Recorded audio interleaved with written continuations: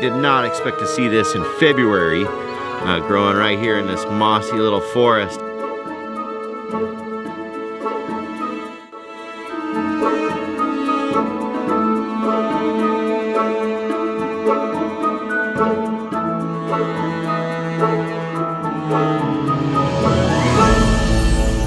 Welcome to Mushroom Wonderland.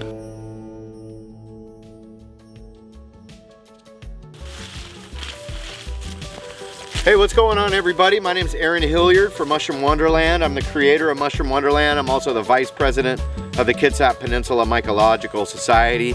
And today we're going to be taking a walk through the forest of Western Washington in February to see what kind of mushrooms we might find growing out here. And also in this video, I'm going to do a show and tell of what I carry in my backpack with me when I go foraging. I've been picking mushrooms in these forests for over 30 years. Like I mentioned, I'm in Western Washington state, so I'm on the Kitsap Peninsula, which is basically a big island in the middle of the Puget Sound of Western Washington, about an hour to Seattle. And we have beautiful coniferous and mixed conifer and deciduous forests around here. So we have a lot of mycorrhizal mushrooms. We also have a lot of saprotrophic mushrooms. It's a really rainy region of the world, as a lot of people know, so we do have a pretty diverse fungal life going on here. If you're brand new to the channel, go ahead and hit that subscribe button and you can see more videos just like this. Every month I'm gonna go out and see what's growing around here and identify a bunch of wild mushrooms as we walk through the forest. And give that thumbs up button a click. And if you leave a positive comment on the channel, it helps me to understand what you want as a viewer, and it also helps the channel grow. So come along with me, Aaron Hilliard, into Mushroom Wonderland. Let's see what's growing in February 2022. Come on.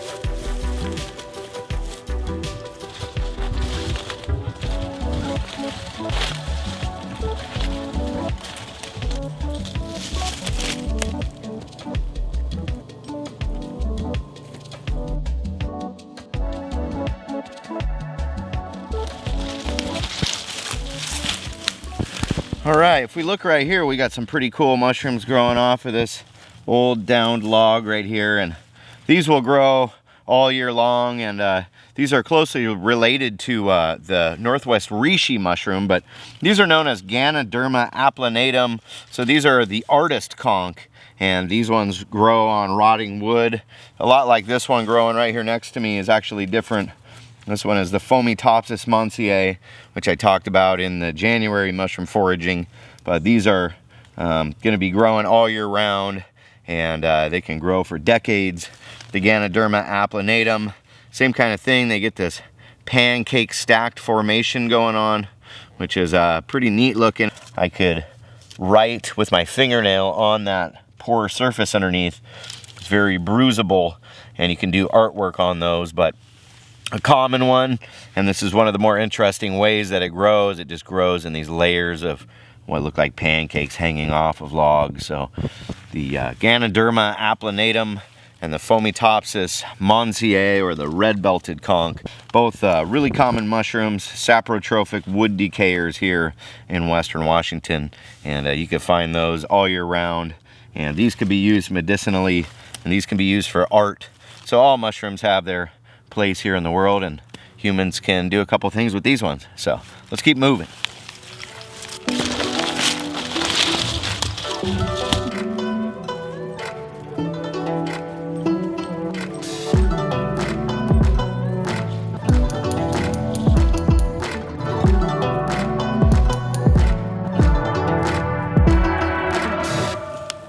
Hey, so check this out. Kind of a cool find. Did not expect to see this in February. Growing right here in this mossy little forest. And these are pretty fresh and healthy. And I don't know if you can see this, but this is what is known as a Lactarius mushroom. And when it's damaged, it exudes this kind of white, milky latex. I talked about these on videos earlier in the season. Maybe you can see that white milkiness coming out of the gills there where I scratched it. Not too much of it, but it's got this really kind of orange peel texture on the top. And I can't smell them when they're fresh, when they're wet, but it's definitely got this kind of orange color. This cap is about 2 inches around. That's about as big as I ever find them. Right here is a younger one. So this is indicative of a Lactarius mushroom. or a milk cap as they're known. But this mushroom is a really sought after edible, and it's got the smell of really sweet maple syrup or molasses. This is Lactarius rubidus, or the candy cap. And right here there's a few of them growing, and they're really fresh and still lactating, so this tells me they are still actively growing out here in February in Washington State. So how cool is that? Some candy caps.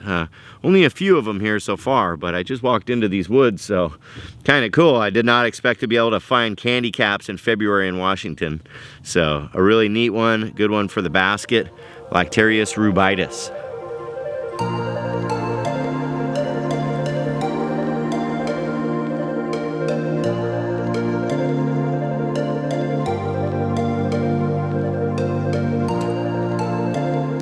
Alright, so I'm walking along this trail and I look over here on this little dead snag right here, and I see what I've found a lot of this winter, actually.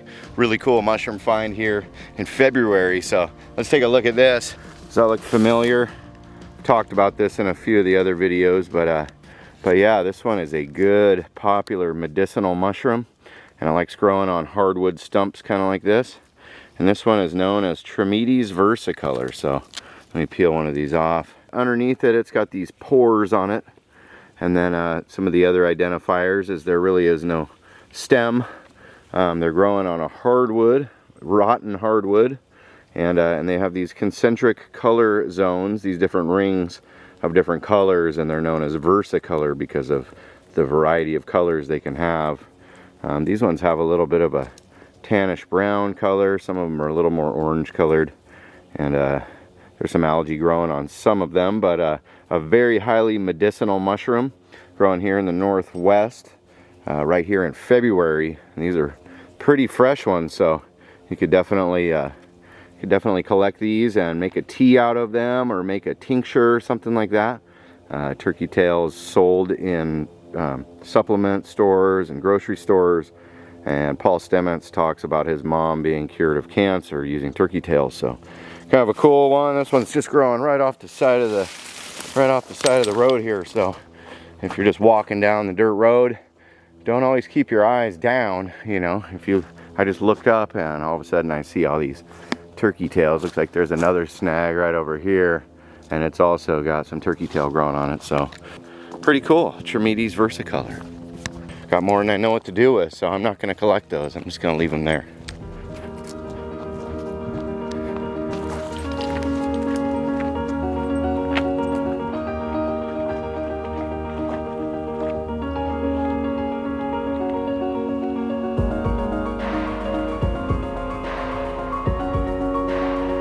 Alright, so right here we're coming across quite a few more mushrooms that I've talked about in previous videos. There's one there.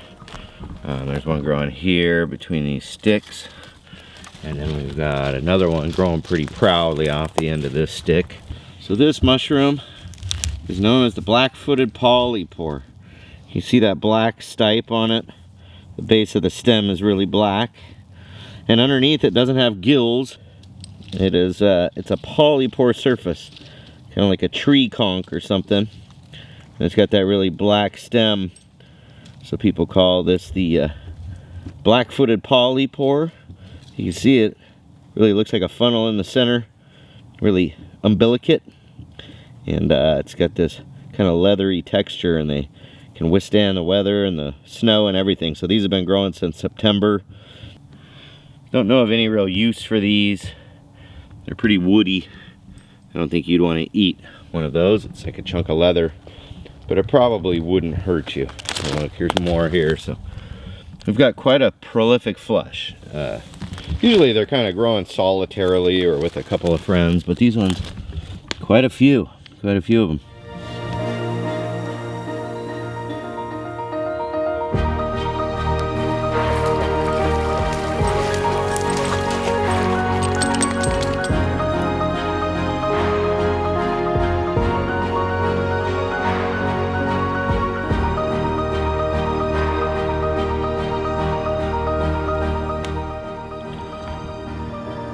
So this beautiful mushroom here is a conch mushroom that's pretty common around the area, but it seems to really like to fruit this time of year. This is the Rosy Conch. The scientific name is Rhodofomes cajanderi, and it's named after a botanist and the former Prime Minister of Finland, a guy named Kajander. It's got this pretty pink color, which makes it probably one of the prettiest of the tree conchs here growing on conifers in the Northwest. If I pick one of these off, you can look underneath. It's got the pore surface just like a Fomitopsis. In fact, a lot of scientific literature will point you towards Fomitopsis cajanderi, but it's too far away from the other Fomitopsis species to be put in that genus without rearranging a whole bunch of other genus. So anyways, this one is the Rosy Conch, beautiful tree mushroom that grows here in the Pacific Northwest. Rhodofomes, meaning Rosy Conch.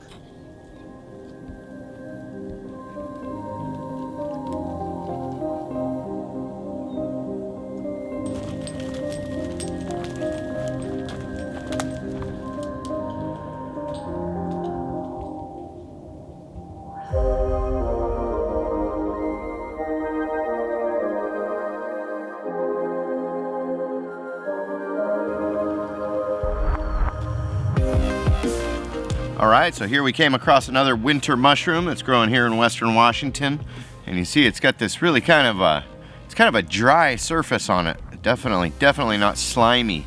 Even when they're wet, they're really not slimy. And this cap is really irregularly shaped. And this mushroom grows all the way from September and apparently all the way into February. And so kind of surprising, even though I think this is pretty old, I can see that the cap is a little bit beat up. It's a very little bit umbilicate, which means it has this depression in the center of the cap.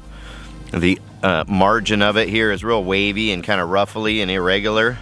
You can see these gills are almost a kind of a pinkish color. They do have a white spore print.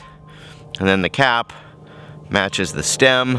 And it's really a kind of a twisted stem, and you can see these lines or striations on it are often kind of twisted as it goes down. So this mushroom is edible. It's known as Laccaria laccata, or the Laccaria laccata group. And so the ones that grow here in Western Washington could be called something different from the Laccaria laccata that would be found in Europe or on the East Coast. These do have a couple of relatives right here. Laccaria bicolor, which would have a more violet kind of colored base and a lot of violet colored rhizomorphs, which look kind of like roots on the bottom. And then you have the Laccaria amethysto occidentalis, which is the West Coast variety of the amethyst deceiver, and is very lavender or purple colored, but same stature, same look, same gills, everything, but very purple. But this one is known as Laccaria laccata, and it's one of these cold weather surviving species. So this one you can find here in Western Washington, still growing into February, and you could eat this if you needed to. So this is one to remember, and it's a beautiful mushroom, and it's a mycorrhizal mushroom. So it's growing with these fir trees here, the Laccaria laccata.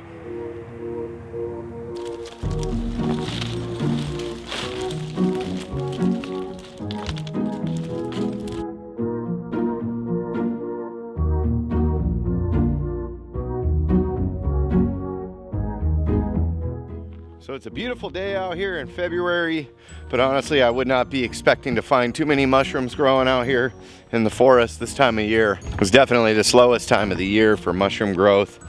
Pretty much from spring all the way through summer and autumn we can find various mushrooms starting to grow when the moisture is right. But in the cold part of the year is usually when most fungi goes dormant, but not all of it. So although this video is not too comprehensive, we're still finding some cool mushrooms out here. It's always nice just to be out in the woods on a sunny day, even if it is February. Loving it out here.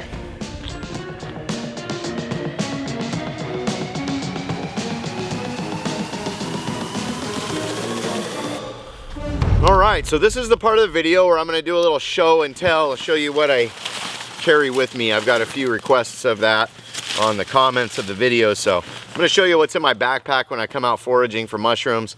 And first I'm going to start with what's in my pockets. I got my smartphone with me. This is always coming with me in the forest. I use a tracking app called Strava that's kind of for mountain biking, but it can be used for hiking, and it tells you how far you've gone, your elevation, how long you've been out, and also in the chance you get lost, you can follow your course back to where you started. And this has actually saved me on a couple occasions.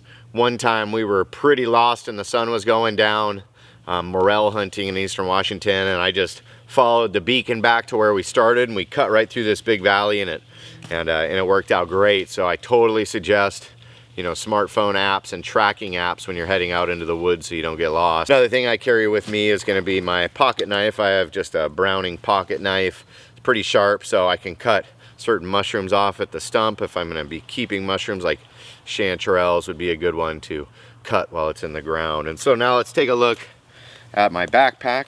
So in my backpack, in this top little thing, I've got some earbuds in case I want to listen to some music, which I normally don't when I'm out here in the woods because I'm trying to hear what's going on. I also carry a lighter with me just in case, man. Fire is valuable, and this could die and a cell phone can die, but I would rather have them as long as I can. I also carry this hand lens with me, or it's like a jeweler's loop, and this actually gives me really pretty good magnification. I can look really close up at certain mushrooms to look at the gills and at certain characteristics about mushrooms that take a really close looking. And there's two different lenses on here. You can get 2 of these on Amazon for like 13 bucks. So super cool. I don't use it that often, and it is pretty neat when you do pull it out, and then I find myself looking at everything, especially like bird's nest fungi. Those are really cool to look at with one of these. In my front pouch, so I carry some of these Craig screw containers. I'm a carpenter, and so screws come in these cabinet screws, and they're individual little plastic airtight containers, and these are perfect for collecting little specimens of mushrooms that you want to take with you to identify later. You're not going to put a huge haul of lobster mushrooms or of chanterelles in here, obviously, but a couple of these keeps mushrooms separated, keeps them from getting squished and damaged, and they actually lock together. So pretty cool little deal. It's pretty neat. If you need some nice screws, you get one of these cool containers with it. I'm carrying some beef jerky with me because I like a snack. So I carry some field guides with me. Most people who are somewhat experienced mushroom foragers are familiar with this book. This is All That the Rain Promises and More by David Aurora. It's kind of old. It was copyrighted like 1986, but it's still got a lot of good information, although the names of a lot of the mushrooms have changed.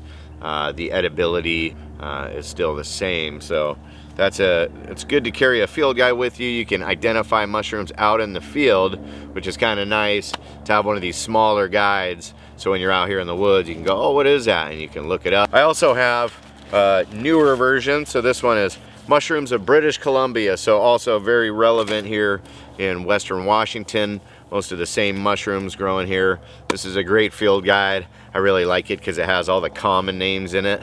And the way that they group the mushrooms in here by similar looks is kind of cool and different.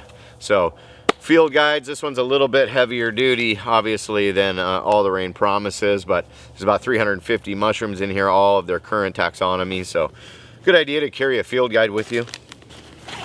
Now I'm going into the big compartment. In here I got this beanie, and I carry lenses with me. Here's a wide angle lens, and I carry my camera that I'm recording this on, and the tripod and the microphone, and so a lot of camera gear goes in here. I also carry this bean bag. This is really good for mushroom photography. You can lay this anywhere and set your camera down on it and get really good close-up shots of mushrooms just simply with a bean bag, and you can throw it on a log, a stump, in the dirt, whatever you want, you know, kind of a cool deal.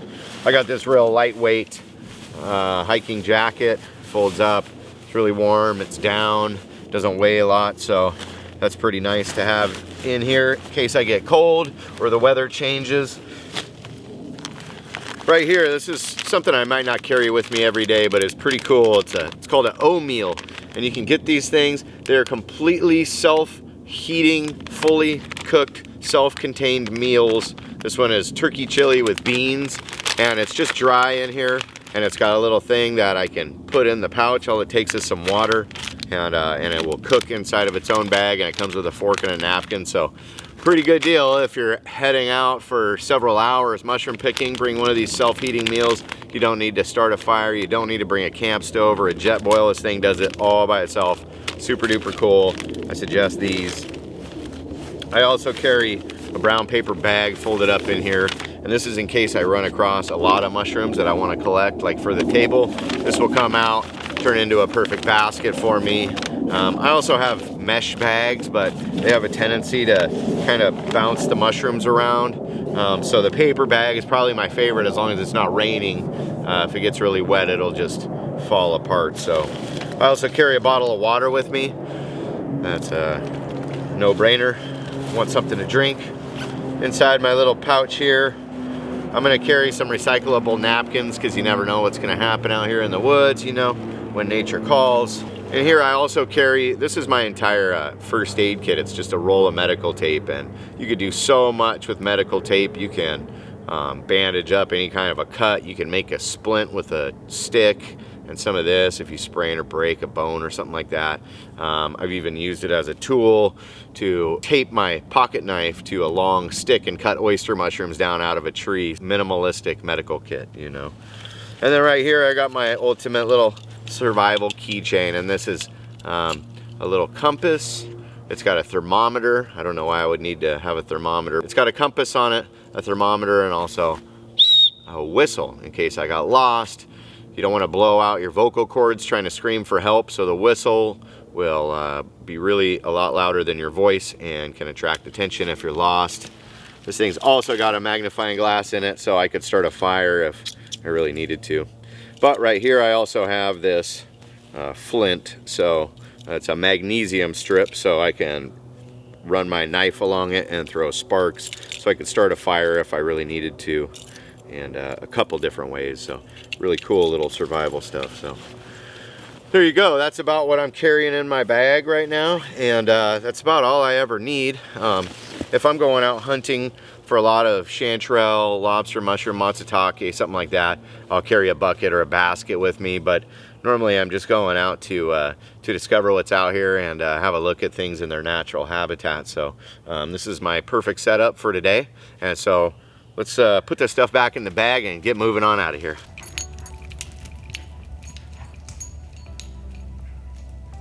So there's still some mushrooms out here, even some desirable ones to pick and take home. So get out into the woods and tell me what you're finding out in your neck of the woods. So anyways, we'll see you on the next episode. Thanks for joining. Much love. Later.